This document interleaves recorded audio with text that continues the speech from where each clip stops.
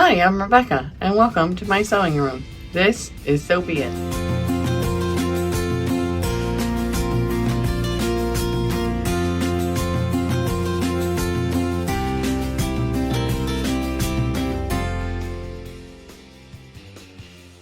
This week, I'm planning to make 2 shirts. Not the exact same, but very, very similar. I'm going to be using Butterick pattern B6418 as a template pattern. There's 4 different looks in this shirt, but I'm actually not using any of the looks that are from this. I'm making a shirt that looks very similar to A, but it's going to be just a full shirt. There will not be any yoke, and I'm putting on 3/4 length sleeves. And I am also not using contrasting fabric as this shows. What I am doing is, on top of my basic shirts, I have lace and I have embroidery pieces that are actually left over from that dress right there. I have cut the mesh off of it for the most part. The in-between spaces, there's still mesh, but I am going to kind of applique some embroidery onto one of my shirts and give it a nice design feature, a few nice design features. I'm making 2 shirts this week from this same pattern. I did mention that. So the one that I am using the embroidery from my Easter dress, the fabric is going to be a similar color, but I actually don't think it perfectly matches any of the colors in that embroidery. This is the fabric I'm using for that. It's a textured material. It has this wavy pattern. I have already cut out the pattern pieces for this shirt, and I've cut them out so the texture is going to go vertical instead of horizontal. I did that hoping that it will make me look taller and thinner rather than wider, based on the same theory of stripes. I know that if I wear horizontal stripes, it usually makes me look heavier than what I actually am. This pinkish, reddish, maroonish fabric is what I am using for that. I have no idea what it's really made out of. It is a stretchy knit fabric. I think there may be a little bit of spandex. Spandex cotton isn't really all that much, because I think after a bit it will lose its shape and not rebound quite as well. If you look at the back, it's also a terry cloth-ish sort of like sweatshirt fabric. It actually reminds me of the same fabric that I made my sweatshirts in back in the fall, in a previous video. I don't know what kind of fabric this is because I got this fabric from Walmart. Our Walmart only has pre-cut fabric, and it is wrapped up in paper. Let me see if I can find one. This here is all the information I have. It does not give me any actual fiber content. It is assorted, and it says it's 2 yards, and it was right about 2 yards. So now on to the second shirt that I am making this week. This is the same sort of thing. I got this from Walmart. It was packaged just like that, 2 yards. But I really, really liked this fabric. It has a good stretch to it as well. I obviously have not cut my pattern out of this fabric yet. It is washed. It obviously does not need to be ironed. This stuff does not seem to wrinkle at all. Same with the other fabric. And this again is going to be just a basic shirt, but I want to do something to dress it up and make it look nicer. When I got all of my grandma's sewing stuff, I also got her notions, and I haven't really used many of those yet. But since I have decided to dress these shirts up, I was going through all of my ribbons and all of my laces, and I came across a bag of my grandma's stuff. It was down to 2 different laces that I'm going to use for some sort of trim. I haven't decided exactly how I will be trimming it out yet, but it will be lace trimmed. I had it down to 2.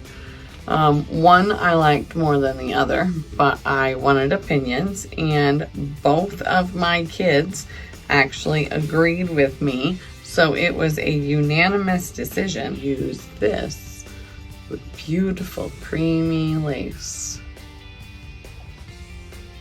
I love it.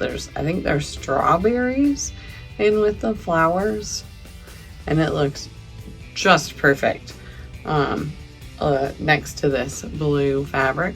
It actually gives it a bit of a vintagey feel. So again, I'm not positive how I will be trimming out the shirt with this lace, but it will be trimmed out with that lace. So since I have my pieces already cut out for my first shirt, you can actually see them on the table back there. They are, other than my markings for the sleeve, I will say, other than those markings, I have everything ready to go and start sewing. Also a note, in this pattern, it looks like with the finished garment measurements, I will be a size large. So I went ahead and cut that out.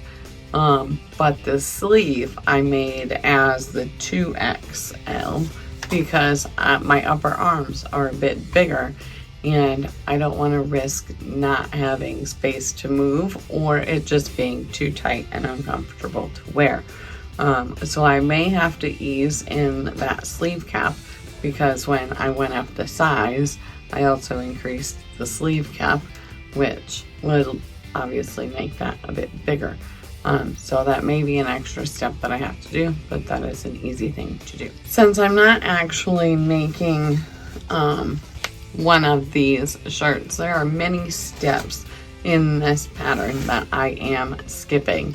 So I'll go ahead and tell you what I basically have to do step by step for just putting together a basic shirt. Sew your shoulder seams and sew your side seams. Double stitch both of those. So do your 5/8 of an inch seam allowance and then do a 3/8 of an inch seam allowance. This pattern does mention, since it's for knits, you should use a zigzag stitch or a straight stitch and stretch your seams as you sew to make sure your fabric can stretch as you wear it, and as the knit stretches, and then you shouldn't pop any of your seams. Also in this pattern, the picture does show it, but they also noted that every seam in this pattern is double stitched with the 5/8 and the 3/8 inch seam allowance. Okay, it says after doing the side seams, there will be a narrow hem for the neck, and then I will insert the sleeves. So I'll do a double stitch with the underarm seam to the 3/8 or the 3/4 sleeve line, and then to hem this, I have to turn the sleeve up 1 1/4 inches, baste it close to the fold, and then baste it in place at the raw edge. Top stitch along the upper basting and top stitch again at the 1/4 inch seam that is shown on the picture. So all of these, the hem, the sleeve, or the shirt hem and the sleeve hem are all that long hem. So I will be doing that to finish off the sleeve and the bottom of the shirt. That's the construction of a basic shirt. As I do this, I will come and show you the progress I'm making with both of the shirts. And then once I am to the point figuring out the position of the embroidery on this shirt and figuring out how I'm trimming the blue shirt with the lace, I will be back. This is the progress on my first shirt. It is not hemmed yet.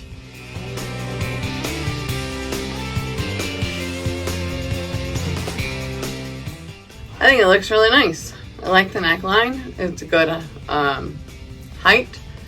It fits well. It does kind of attach to my belly, but it is what it is. However, I did cut the sleeve or the pattern at 3/4 length sleeves, and clearly I am short.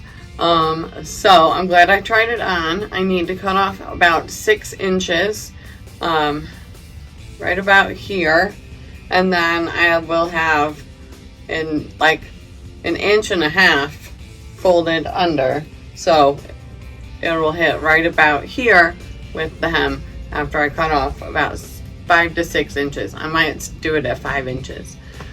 So now all I have to do is hem the sleeves and hem the bottom, which that will be folded up 1.5 inches, so it will hit right about here. And then I think I'm going to put together my blue shirt as well, and then I will be back to show you how I'm going to lay out the embroidery on this and the lace on the blue one. So far, this is where we're at. I've got my blue shirt completed. My pink shirt is also completed. I have decided for the blue, I'm going to put the lace on the bottom hem and also on the hem of the sleeve. I don't think I'm going to actually hem the sleeve because it will not pull. Actually, I think I will hem the sleeve the same as the bottom of the shirt, and then I will still hand stitch the lace to the bottom of the sleeve hem and the bottom of the shirt hem, all by hand. So now that I have that planned, let's go ahead and plan out where I'll be putting the embroidery appliques on the pink one. So here is my pink shirt, obviously. For placing the embroidery pieces, I like the idea of kind of having it come over the shoulder from the back, and somewhat filling in what would be the yoke area of this pattern, and possibly around the bust area and a little bit into the waistline, but I'm not positive yet, so we'll see what I come up with.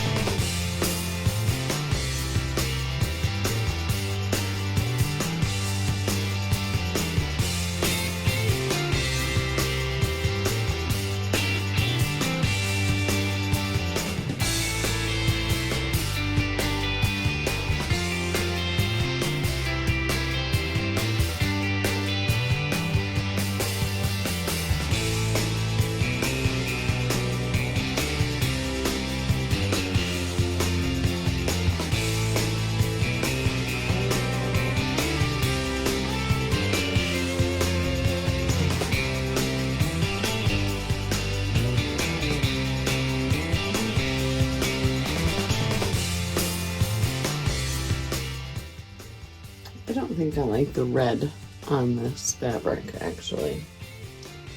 So I don't think I'll be using those ones.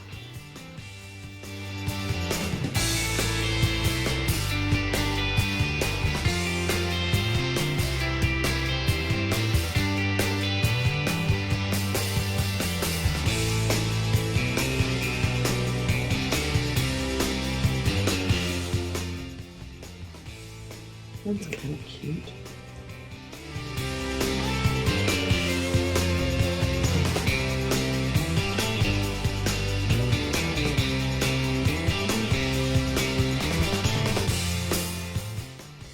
Oh, I like that idea. Kind of over the shoulder.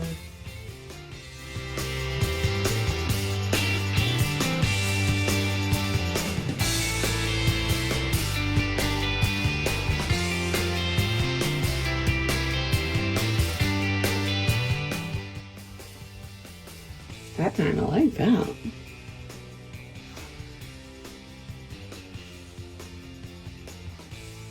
Yeah, I think that looks cute.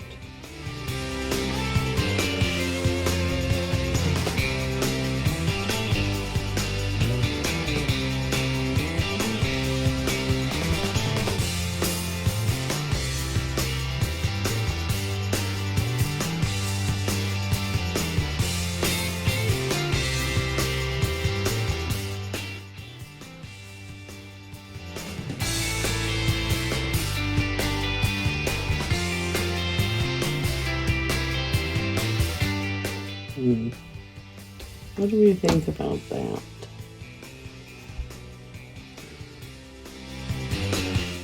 I'm gonna hold off on these first. So I'm gonna go ahead and stitch these on by hand and decide if I want to add more after this. And I'll be back to show you what I have.